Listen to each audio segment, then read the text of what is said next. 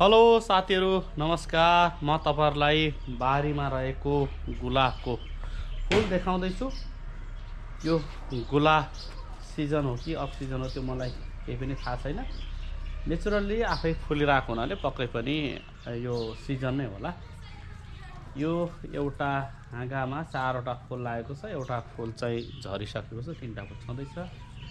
यो हाँगामा 1 2 3 4 वटा फुल छ। यो हाँगामा पनि यहाँ एउटा अर्को हाँगा छ। यो हाँगामा पनि 1 2 3टा फुल फुलेको रहेछ। यो हाँगामा 1 2 3टा फुल फुलेको छ। एकदमै सुन्दर छ। एउटा कोपिला यता छ, एउटा यता छ, यता पनि छ। धेरै फुलहरू फुलेर एक किसिमले झरि पनि सकिएको छ। एकदमै सुन्दर छ। अब यसलाई कटिङ गरेर फेरि बिरुवा बनाउने हो। यदि तपाईहरुलाई लगाउने इच्छा छ, लगाउने चाहना छ, लगाउने ठाउँ छ भने सम्पर्क गर्नु होला है। निशुल्क रूपमा यसको हाँगा, जरा हालिसकेको हाँगा, पलाउन सुरु भएको हाँगा पाउनुहुनेछ।